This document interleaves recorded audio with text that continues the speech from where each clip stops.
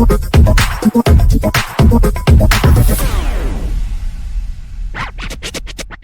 pagi Sobat Psikologi Polri, mental sehat, kerja hebat. Kembali lagi bersama dengan saya, Ibda Geri, bersama saya di program Psikologi Talk.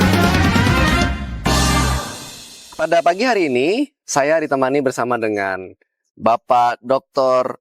Ugung Dwi Aryo Wibowo, SPSI MC Psikolog. Beliau ini merupakan seorang psikolog. Beliau ini merupakan Wakil Ketua HIMSI Jateng dan tergabung dalam Kresna Jateng, yaitu yang berkaitan dengan kepengurusan karyawan untuk HIMSI di wilayah Jateng. Seperti itu ya Pak ya. Nah, kebetulan beliau ini juga merupakan seorang dosen untuk S2 Psikologi di Universitas Muhammadiyah Purwokerto. Selamat pagi Bapak. Selamat pagi, Assalamualaikum warahmatullahi wabarakatuh. Kali ini untuk kesempatan Psikotalk kita akan membahas seputar psikologi kebencanaan ya Pak ya. Iya. Nah, berhubung Bapak juga termasuk dalam bagian dari sukarelawan dan kebencanaan, kami mau bertanya terlebih dahulu Pak terkait dengan kebencanaan, khususnya di psikologi itu seperti apa sih Pak? Ya, kebencanaan di psikologi itu sekarang menjadi kajian yang sangat kita bahas, salah satu ya, kita bahas sesuai dengan SDGs, isu-isu terbaru, terutama di Indonesia ini, di mana Indonesia ini adalah negara yang kita sebut swalayan bencana. Bencana apa aja ada di Indonesia. Ya, tanah longsor, banjir, gempa bumi, gunung meletus, sampai yang terbaru kemarin misalnya likuifaksi dan seterusnya. Dan bencana itu tidak semata-mata bencana alam, gitu ya. Ada bencana itu ada bencana alam, ada non alam, dan ada bencana sosial. Non alam misalnya wabah, ya, kemarin ketika COVID-19, kemudian juga baik itu pandemik maupun epidemik. Kemudian juga ada bencana sosial yang diakibatkan misalnya oleh konflik yang ada di masyarakat. Adalah bagian dari kajian bencana yang saat ini kita bahas, ya, dan kita kaji dalam banyak penelitian maupun pengabdian masyarakat. Nah, psikologi hadir di kebencanaan ini terutama karena ketika kita juga melihat bahwa ternyata selama ini kita terlalu fokus pada penanganan bencana. Ya, sementara isu-isu terbaru di dunia sekarang adalah mempersiapkan masyarakat kait dengan akan hadirnya bencana atau kita sebut dengan kesiapsiagaan bencana. Jadi, psikologi berusaha hadir di masyarakat untuk sebelum ketika terjadi bencana, dan kita harapkan tidak terjadi gitu ya. Tapi ketika terjadi bencana, kita tahu apa yang harus kita lakukan gitu. Baik, sangat menarik sekali Pak. Kalau di dunia kepolisian juga salah satunya kita ada biro psikologi. Memang kita selama ini ketika memang ada bencana, fokusnya adalah untuk memberikan dukungan psikologi Pak. Betul. Nah, salah satunya ketika terakhir di NTT ada gunung meletus itu, kita juga memberikan semacam dukungan psikologi baik kepada orang dewasa maupun kepada anak-anak. Nah, ini sangat menarik sekali karena tadi Bapak membahas bagaimana dari masyarakat bisa mempersiapkan diri sebelum terjadinya bencana. Betul. Apalagi saya dengar Pulau Jawa sendiri Pak, itu ada isu terkait dengan megatrust. Betul. Ada tsunami, ya semacam tsunami ya Pak ya. Seperti di Aceh dengan level ombak yang nanti mungkin besar dan itu juga tentunya akan mengancam dan berbahaya. Betul. Karena di atas 9 skala Richter. Ya, nah itu terutama karena di atas 9 skala Richter. Dan tadi Bapak sampaikan juga ada baiknya kita bisa mempersiapkan diri. Betul. Nah, yang mau saya tanyakan, kalau dari segi psikologinya seperti apa Pak? Yang harus dipersiapkan sehingga nanti ketika memang seandainya terjadi bencana, kita akan lebih siap seperti itu Pak. Ya, baik. Psikologi hadir yang pertama adalah terkait dengan mindset. Mindset terkait dengan kebencanaan. Ya, bahwa bencana itu adalah peristiwa atau serangkaian peristiwa yang mengancam dan mengganggu dalam kehidupan manusia, yang kemudian nanti menimbulkan kerugian jiwa, kerugian harta, kehilangan jiwa, dan seterusnya. Itu adalah bencana. Jadi, psikologi hadir paling tidak di bagian awal adalah muncul sebagai safety behavior. Perilaku aman. Ya, jadi tahu apa yang harus dilakukan karena dia sudah melakukan hal-hal yang aman, gitu ya. Hal-hal yang aman mungkin kita bisa lihat misalnya dalam safety behavior, kita bisa melihat dalam berkendara misalnya. Ya, ketika kita berkendara menggunakan sepeda motor maka menggunakan helm. Kemudian sampai ada klik. Ya, nah, ini adalah safety behavior dalam berkendara. Kemudian pola perilaku berkendaranya, gitu ya. Bagaimana terhadap traffic light dan seterusnya. Kemudian dalam berkehidupan misalnya ketika kita membangun rumah, ya kita harus tahu rumah seperti apa yang patut kita bangun di bumi Indonesia ini, gitu ya. Rumah yang satu tahan gempa misalnya, tapi kalau toh dia tidak tahan gempa, kemudian kita bisa ketika terjadi gempa, maka kita harus memiliki mitigasi yang tepat untuk rumah tersebut. Misalnya ada jalur evakuasi, kemudian memiliki perencanaan A, perencanaan B. Ketika terjadi bencana misalnya kebakaran, ya tidak boleh rumah itu hanya satu pintu misalnya. Jadi dia harus memiliki 2 akses untuk keluar misalnya gitu ya. Nah, untuk ketika terjadi gempa, maka jangan ada berkehidupan di bawah lantai yang sifatnya seperti dak-dakan itu ya. Nah, seperti itu. Nah, bagaimana perilaku itu muncul dulu. Nah, termasuk ketika kita ini berperilaku dalam keseharian gitu ya. Misalnya ketika tadi kita mengendarai mobil, kita sudah tahu di situ hati-hati rawan longsor. Maka kesiapsiagaan kita itu harus sudah muncul. Jadi ketika kita tahu maka kita tidak hanya sekedar memperhatikan jalan, tapi kita juga memperhatikan lingkungan. Atau ketika terjadi angin puting beliung.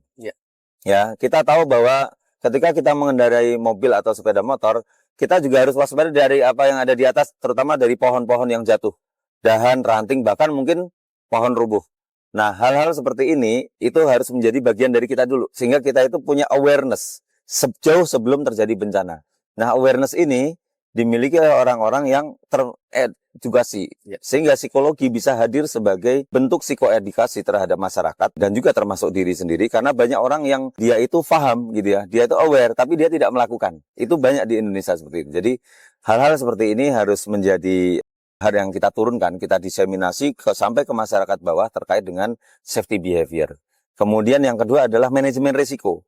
Jadi risiko-risiko apa yang akan dia miliki, akan dia alami di dalam satu tempat, satu peristiwa, dan seterusnya. Misalnya, dalam sebuah kegiatan, kita melakukan namanya safety briefing. Kita berada di lantai sekian, nanti jalur evakuasi ada di sana, musola ada di sana, toilet ada di sana, kemudian titik kumpul ada di sana. Nah, ini penting untuk diketahui oleh orang-orang yang ada di sekitarnya. Ini termasuk dari manajemen risiko juga. Termasuk ketika kita mengkalkulasi sebuah kegiatan. Ya, ada berapa orang di situ. Kemudian peluang kebencanaan apa yang kemungkinan terjadi. Nah, ini jauh sebelum kebencanaan terjadi, kita sudah berada di situ, itu satu langkah lebih awal. Sehingga ketika terjadi kebencanaan, itu meminimalisir banyaknya jatuhnya korban atau kerugian harta benda itu. Baik, terima kasih Pak. Jadi kalau yang saya tangkap ketika kita bisa mempersiapkan dari segi mindset, kemudian dari segi mekanismenya, kita akan lebih tertata ya Pak ya, untuk bisa menyelamatkan diri ketika memang proses bencana terjadi. Salah satunya itu, karena itu adalah yang sebelum. Nanti kita bisa bicarakan yang setelah terjadi bencana kan gitu kan. Gitu. Nah,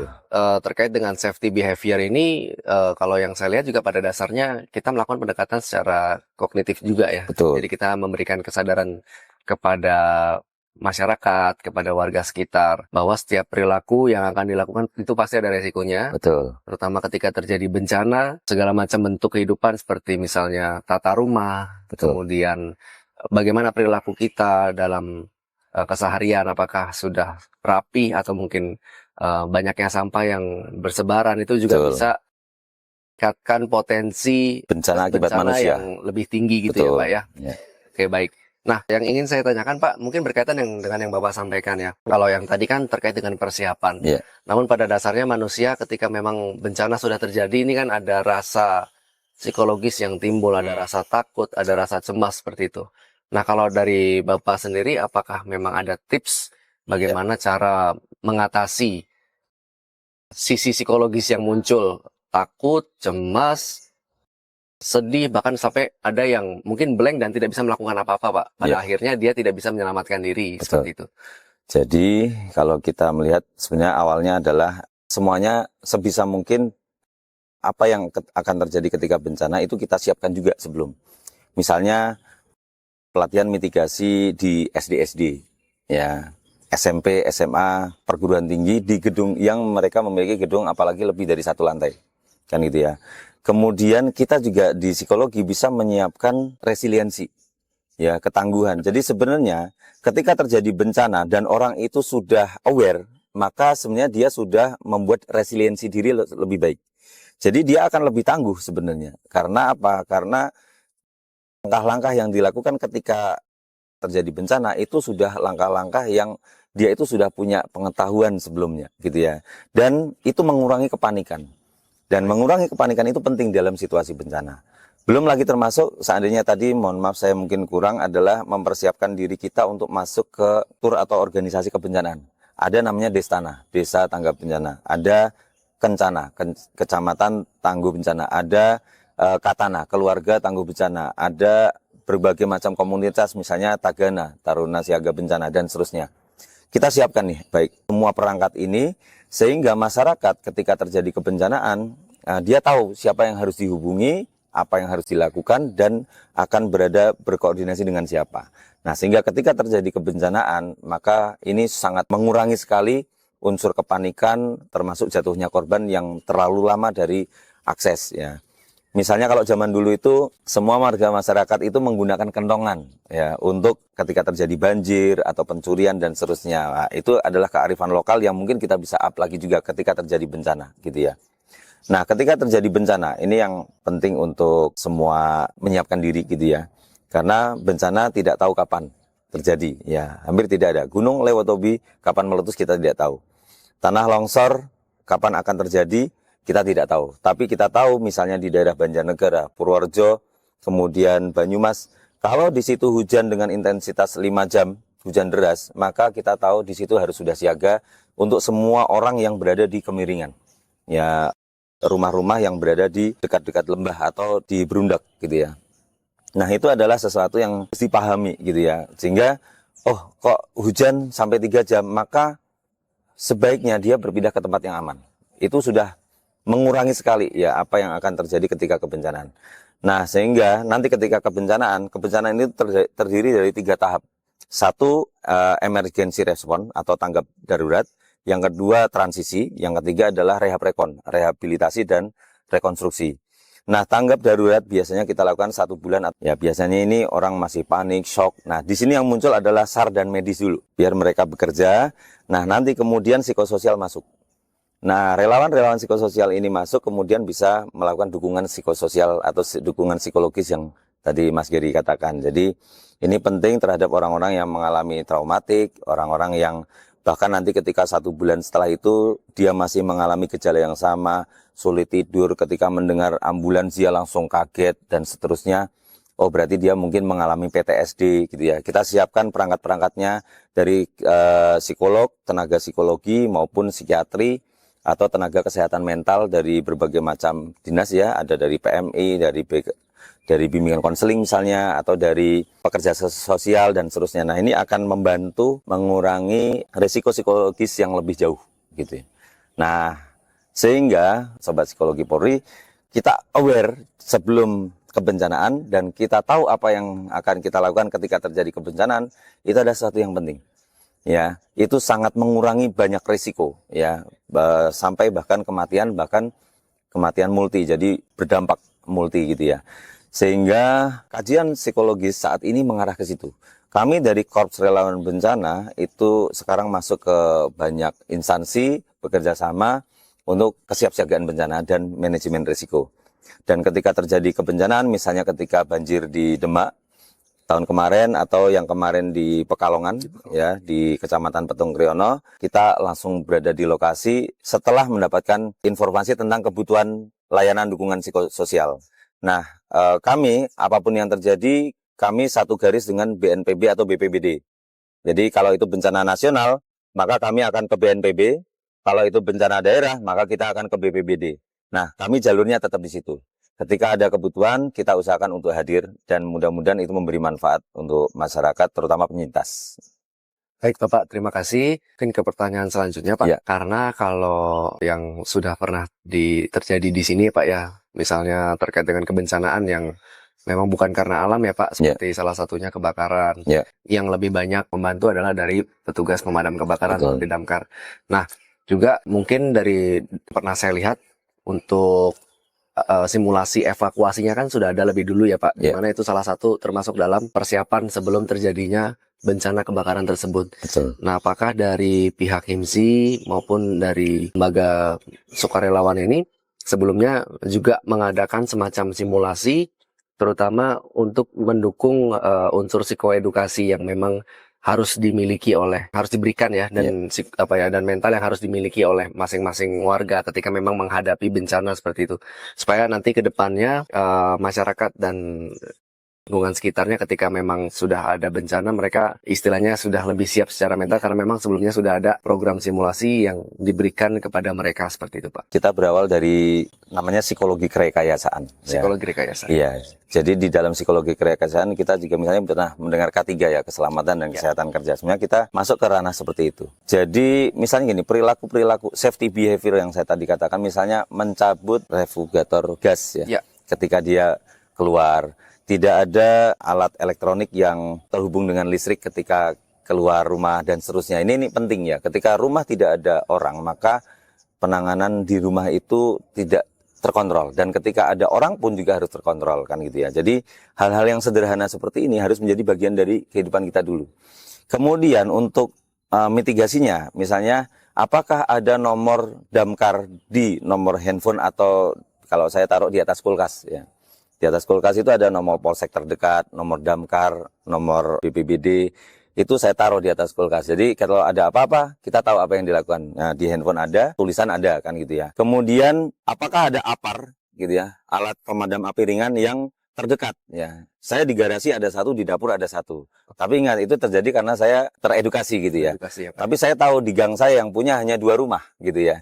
Jadi ketika rapat RT kita juga harus menyampaikan, di garasi saya ada APAR, silahkan dipakai ketika terjadi kedaruratan gitu ya. Kemudian kita harus tahu jarak rumah kita dengan damkar. Kalau rumah kita jauh dengan damkar, maka kita tahu bahwa akses ke damkar meskipun kita telepon, mungkin time reaction-nya cukup lama. Apakah 5 menit atau 10 menit atau 15 menit. Maka kita harus tahu apa yang harus kita lakukan secara swadaya dulu ketika terjadi kebakaran. Untuk rumah sendiri sebisa mungkin punya 2 akses. Ya, kita tahu bahwa kebakaran bisa terjadi dengan menutup akses pertama. Maka kita harus tahu akses kedua gitu ya, dan seterusnya. Kemudian anak-anak sejak kecil itu dibiasakan memiliki kebudayaan yang safe ya. Jadi karena kadang-kadang sumbernya adalah anak-anak bermain korek api, lilin yang lupa dimatikan ketika lampu mati, dan seterusnya. Nah, ini adalah hal-hal yang penting sekali. Saya sepakat beberapa hal yang memang kita bisa rekayasa, engineering, jauh sebelum kebencanaan, termasuk dalam kebencanaan kebakaran seperti ini penting gitu ya. Hadirnya psikologi seperti kemarin ketika di Manggarai, kebakaran yang di perumahan padat itu, teman-teman HIMSI dari HIMSI Jaya itu hadir di sana. Saya juga lihat fotonya dengan teman-teman Polri berkolaborasi untuk trauma healing pada anak-anak, kemudian untuk penanganan psikologis pada ibu-ibu dan kelompok rentan. Nah, ini salah satu bentuk dari kerjasama psikologi atau HIMSI dengan para pihak gitu ya. Nah, dan saya berharap sinergi ini terjadi terus di lapangan gitu. Ya. Terima kasih Bapak. Sama-sama. Ya, jadi kami tentu juga berharap untuk selanjutnya kita bisa terus berkolaborasi dan berkontribusi. Siap. Tentunya Polri juga di sini memegang peranan untuk membantu mengamankan ya Pak ya, mengamankan masyarakat, termasuk salah satunya dari kebencanaan. Betul. Dan dengan hadirnya HIMSI sebagai partner kami ya Pak ya, itu sangat membantu sekali. Terutama yang tadi Bapak sampaikan, menyiapkan diri sebelum kebencanaan. Dan saya sepakat juga dengan Bapak bahwa perilaku itu harus diberikan kesadaran terlebih dahulu.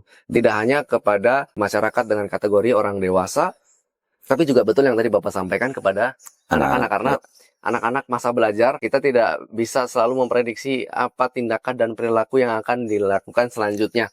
Bisa jadi perilaku yang atau kegiatan ataupun tindakan yang dilakukan selanjutnya adalah kegiatan yang sebenarnya bahaya. Betul. Yang menimbulkan bencana. Nah, potensi-potensi seperti ini yang memang saya sepakat harus dikontrol lagi, harus dipersiapkan, sehingga ketika terjadi bencana ini proses evakuasinya menjadi lebih optimal. Seperti itu ya Pak. Bapak mungkin ada pesan untuk masyarakat, terutama untuk para netizen yang mengikuti akun Biro Psikologi Polri SSDM ini Pak. Oke, baik buat Sobat Psikologi Polri. Pada dasarnya psikologi itu adalah ilmu di mana manusia berada, psikologi bisa digunakan gitu ya. Dan kebencanaan, kita hidup di negara swalayan bencana, ya bencana apapun ada di Indonesia. Dan dari kiprah kami di HIMSI juga teman-teman mitra kami dari Polri, dari BPBD, BNPB dan seterusnya, kami terima kasih selama ini juga bekerja sama ketika saya berada di Lombok, di Palu, di Cianjur, terakhir di Demak, dan kemudian kemarin di Kalongan. Sinergi ya dengan kesadaran terkait dengan kesiapsiagaan bencana kita harapkan menjadi bagian dari hidup kita. Sehingga kita tidak seperti memadamkan kebakaran gitu ya. Jadi ketika terjadi kebakaran kita aware ya, atau kemalingan gitu ya. Ketika terjadi kemalingan kita aware, baru ronda. Jadi kita betul-betul menyiapkan segala sesuatu, jadikan itu bagian dari kehidupan kita. Dan saya berharap memang bahkan mitigasi bencana ini masuk ke dalam kurikulum, pembelajaran formal dan seterusnya gitu ya. Sehingga termasuk diedukasi sampai ke tingkat RW dan RT ya, atau majelis taklim ibu-ibu misalnya gitu ya. Sehingga kita benar-benar di negara ini mengurangi segala resiko yang ada, meskipun kita tahu kebencanaan itu adalah keniscayaan untuk terjadi. Sama seperti isu megatrust ya, yang dalam 3 tahun terakhir ini menjadi bahasan khusus. Kak, jangan bermain di pantai selatan terlalu lama, atau kalau toh ada di situ betul-betul siaga ya. Karena megatrust diawali dari gempa besar 9 sekian skala Richter, kemudian prediksi tsunami 30 sampai 50 meter kan gitu ya. Itu mirip dengan tsunami Aceh. Nah, ini juga menjadi kesadaran mungkin untuk semua warga terutama Jawa Tengah ataupun masyarakat Indonesia gitu. Baik Pak, terima kasih untuk Sama-sama. perbincangannya hari ini. Sangat menarik sekali ya Pak ya. Saya berharapnya untuk selanjutnya untuk para masyarakat bisa searching Dr. Ugung ya, Dr. Ugung Dwi Aryo Wibowo, terutama untuk berkologi kebencanaan sudah selesai. Nantikan kami di episode-episode selanjutnya. Tetap di Psikologi Polri. Mental sehat, kerja hebat.